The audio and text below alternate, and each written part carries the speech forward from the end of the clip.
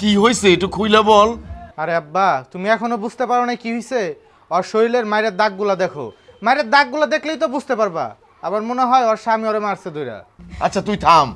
মা বলতো বলতো কি হয়েছে? আব্বা, আমি তো জানতাম ওই আমার অনেক ভালোবাসে। তোমাকে কথা না শুই না আব্বা, আমি খুব বড় ভুল করছি। এখন আর আমার ভালোবাসে না আব্বা, আমার নাকি ভালো লাগে না, আমি নাকি আগের মতো নাই আব্বা। আমার সব সময় মারধর করে। এখন কি কইছে জানো? ওই নাকি বিদেশে যাইব, আর ওই টাকা যাতে তোমাদের কাছ থেকে আমি নিয়ে দেই 10 লাখ টাকা লাগবে আব্বা। আমার এই টাকা নিয়ে যাইতে কইছে। আমি কি করুম কও? কোন মুখে তোমাদের কাছে টাকা চামো আমি? 10 লাখ টাকা? তুই কোনো চিন্তা করিস না বোন, আমার বাপ তোরে খুব বেশি ভালোবাসে। তোর জন্য এই যে বাড়ি গাড়ি জমি জমা যা আছে সব বিক্রি করে হলেও তোর টাকা দিবে। কি আব্বা, দিবা না?